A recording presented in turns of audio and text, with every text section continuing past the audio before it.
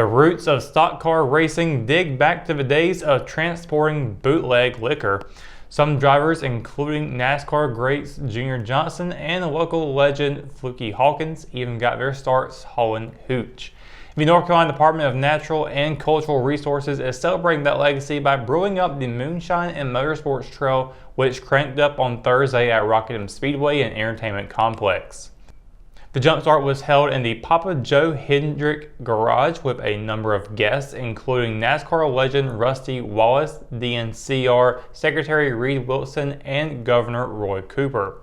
Wilson said the Moonshine and Motorsports Trail was created to highlight the state's unique intertwined history of distilling and motorsports. The trail will include traveling exhibits, travel itineraries, educational materials, events, and promotion of all of the sites, according to Wilson. Following his speech, Cooper was presented with a custom flag made from distillery barrels and a moonshine pie made by a woman in Mount Airy. Off to the side of the seating area was a stock car with Wallace's midnight paint scheme. Wallace holds the track lap record at 23.167 seconds and had 5 Cup Series wins at the Rock, including 3 consecutive. One of my favorite tracks, and I'm so happy to see that they got this thing paved. They got the money to help them revitalize the track and hopefully get us some more races back here. It's pretty clear that the governor wants something to happen, and I got a feeling all his people are going to make something happen, which makes me feel real good. And if you look at what they've done in North Wilkesboro, there's no reason that can't happen here also. Wallace said Rockingham is one of his favorite tracks and recalled a wreck with the late Dale Earnhardt, in which after the race he had won, an Earnhardt fan chased him from the front stretch grandstands all the way to Rockingham Dragway. Wallace said he was happy to see the track being revitalized and hopefully some big races back there soon.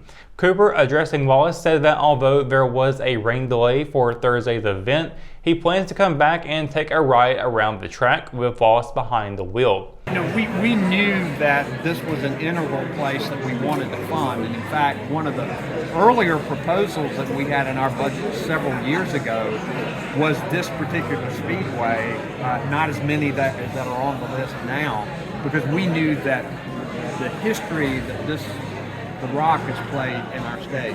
While the full schedule for the 2023 season hasn't yet been released, this year's events include a smart modified race at Little Rock in October, followed a few weeks later by the Grand National Super Series All-Star Race.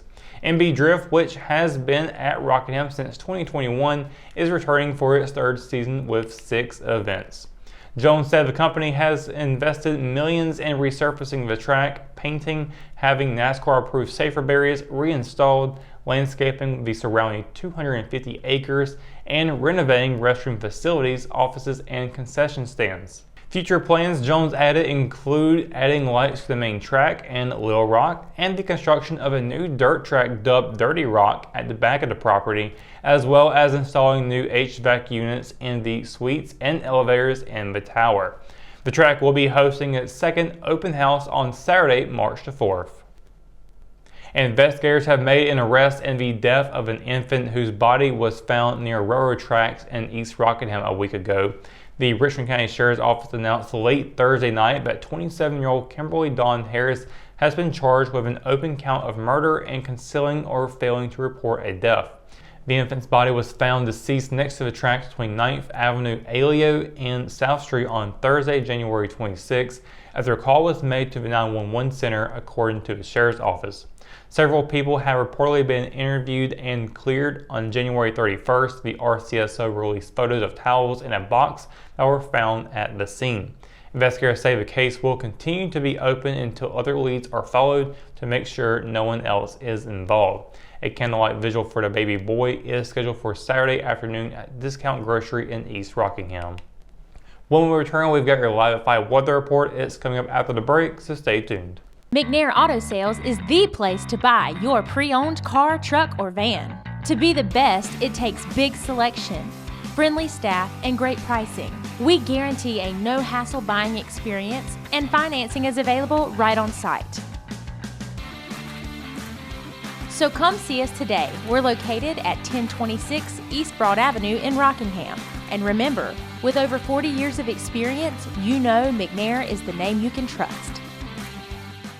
At Richmond County Hospice, we strive to provide high-quality care to our patients and their families. Whether it's the incredible hospitality at the Haven House or from the comfort of your own home, you can count on hospice to be there for you. We also offer monthly grief support groups, and our chaplain will be there to hold your hand in prayer. Through our amazing staff and our volunteers, hospice has made difficult times easier for our community. Call the number on your screen if you feel that you or your loved one may benefit from our services. Richmond County Hospice. Peace, comfort, dignity. And welcome to your Live 5 Weather Report today. Hope your Friday is going well. The sunshine has returned. As Kid Rock once said, I ain't seen the sunshine in, well, 3 days. And hey, it's been a pretty nice day so far, although the cold weather has been around for the most part. Sunshine's helped ease off that coldness with that warm weather, the warm sun feeling that's been out there. And weekend's going to be looking a little bit cooler as well, but we are going to continue to see sunshine playing a part in it. Tonight, though, at 6 o'clock, 42 degrees, 10 o'clock, 43, with clear skies for the evening. We'll have a sunset. First time we'll see a sunset in a while, 5:49 p.m. And there'll be a waxing give us moon phase out tonight as well. Looking at forecast for tomorrow, more partly cloudy skies for the area. Temperatures will be below freezing temperatures for the low, but we'll be back into the mid-40s for the high.